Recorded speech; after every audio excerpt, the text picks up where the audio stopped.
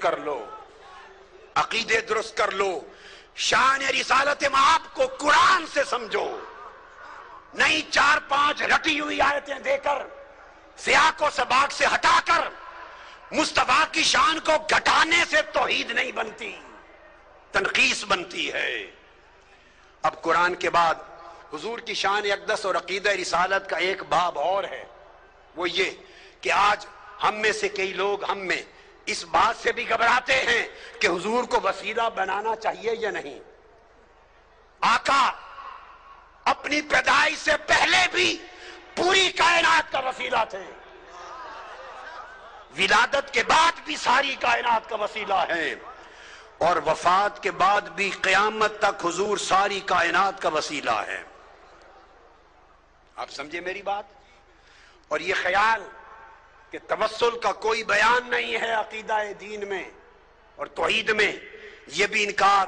وسیلہ کا لفظ کسی نے نہیں کھڑا، خود وسیلہ کا لفظ قرآن نے دیا ہے، اور ارشاد فرمایا گیا یا ایھا الذین آمنوا اتقوا اللہ وابتغوا الیہ الوسیلہ وجاہدوا فی سبیلہ لعلکم تفلحون۔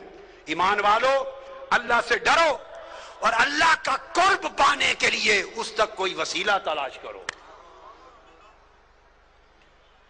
سورہ مائدہ آیت نمبر 35، پھر اللہ پاک نے فرمایا اولئک الذین یدعون یبتغون الی ربہم الوسیلہ ایہم اقرب ویرجون رحمتہ۔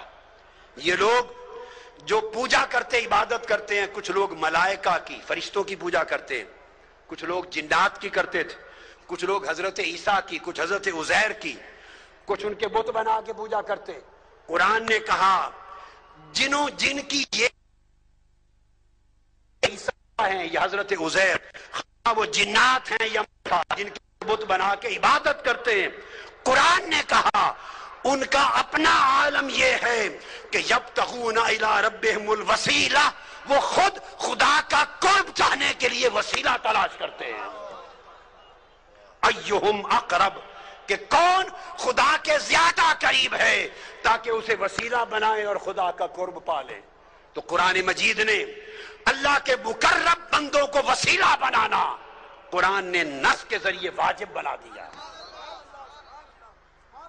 ارے وسیلے کو عقیدہ توحید کے خلاف سمجھنا یہ قرآن کا انکار اور شریعت قرآنی کی سے جہالت۔ پوچھو حضرت یوسف علیہ السلام سے، جب ان کے والد حضرت یعقوب علیہ السلام کی بینائی چلی گئی تھی اور ان کے 11 بھائی حاضر ہوئے مصر میں، جب وہ وزیر تھے، بادشاہ تھے مصر کے، اور بتایا کہ حضرت یعقوب کے والد آپ کے غم میں، جب ملاقات ہو گئی تھی، غم میں رو رو کے بینائی دے بیٹھے۔ اب قرآن کہتا ہے جب پتہ چل گیا کہ بینائی چلی گئی تو کیا کرتے؟ یوسف علیہ السلام ہاتھ اٹھا کے دعا کرتے، عرض کرتے باری تعالیٰ میرے والد حضرت یعقوب کی بینائی لوٹا دے۔ آج صرف یہی طریقہ بتایا جاتا ہے نا، تو یوسف علیہ السلام نے یہ کام نہیں کیا، کر سکتے تھے۔ اللہ کے پیغمبر سے بہتر توحید کو کون جانتا ہے؟ کرتے باری تعالیٰ میرے باپ یعقوب کو بینائی دے دے۔ حضرت یعقوب علیہ السلام خود نبی ہیں، خود نبی، وہ خود دعا کرتے مولا مجھے بینائی دے دے۔ نہ حضرت یعقوب نے خود براہ راست دعا کی، نہ حضرت یوسف علیہ السلام نے کی۔ تو کیا کیا؟ جب پتہ چلا کہ بینائی چلی گئی، اپنا قمیض اتار کے دے دیا۔ قمیض اتار کر قرآن کہتا ہے اذهبوا بقمیصی ھذا فالقوه علی وجه ابیات بصیرا فلما ان جاء البشیر فالقاه علی وجهه فارتد بصیرا۔ اپنا قمیض اتارا جو حضرت ابراہیم علیہ السلام کے وقت سے ان کے پاس چلا آتا تھا، اتار کے قمیض دیا اور کہا یہ میرا قمیض میرے والد حضرت یعقوب کے چہرے آنکھوں پہ رکھنا، اس کے وسیلے سے بینائی آ جائے گی۔ قرآن بول رہا ہوں، پر وہ قرآن بتاتا ہے کہ جب وہ قمیض لے کے بھائی آیا، حضرت یعقوب کے چہرے پہ رکھا، حضرت یوسف کے قمیض کے وسیلے سے بینائی لوٹ آئی۔ اب وسیلے کا انکار کرنا دو پیغمبروں کی سنت کا انکار ہے اور قرآن مجید کی نص کا انکار ہے. یہ کیسی جاہلانہ توحید ہے جو تمہیں وسیلے سے دور لے جا رہی ہے. ارے وسیلہ مصطفیٰ کے بغیر تو آپ کے ہمارے باپ حضرت آدم کی توبہ بھی قبول نہ ہوتی.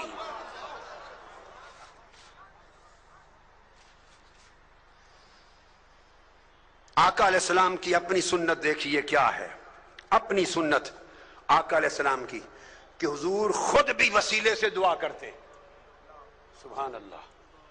میں آپ کو حدیث دے رہا ہوں اور یہ حدیث دے رہا ہوں آج تک کسی محدث نے آقا کی اس دعا کی روایت کو رد نہیں کیا. رد نہیں کیا.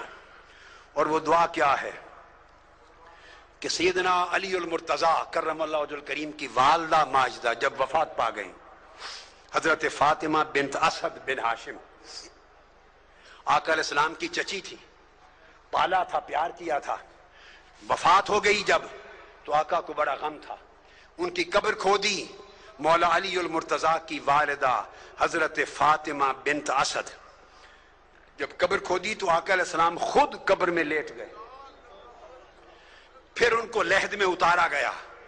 لحد میں اتار کر جب اتار چکے تو آقا علیہ السلام نے خود قبر پہ کھڑے ہو کے دعا کی. اب جو دعائے مصطفیٰ حضرت فاطمہ بنت اسد ام علی مرتضیٰ کی قبر پر آقا نے کی ہے وہ دعا سنیے. اس کے بعد وسیلہ مصطفیٰ کا انکار کرنا، اس کو چاہیے کہ دین اسلام چھوڑ دے. وہ بے ایمان. کسی محدث نے اس کو رد نہیں کیا. آپ نے دعا کی اور دعا کی اللہم اللذیم اللہ الذی یحیی و یمیت و حی لا یموت اغفر لأمی فاطمہ بنت اسد ولقنہا حجتہا.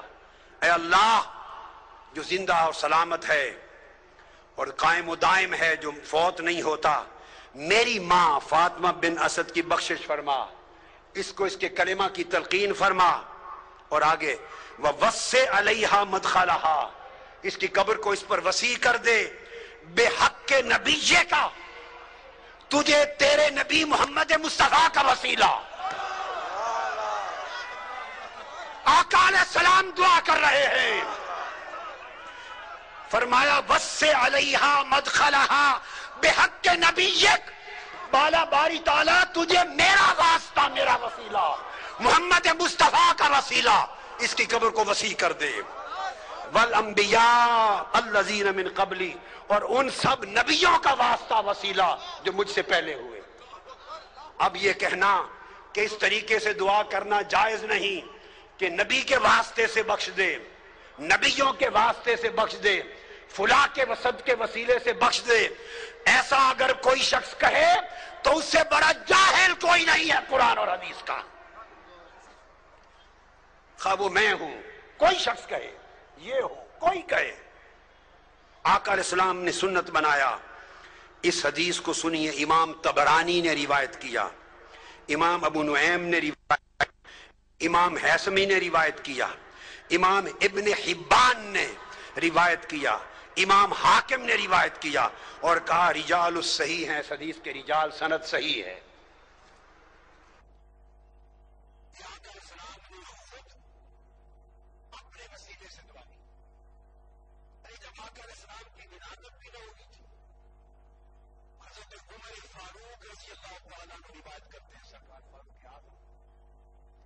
اور اس حدیث کو امام حاکم نے روایت کیا، امام بیہقی نے، اور امام حاکم نے کہا ھذا حدیث صحیح الاسناد.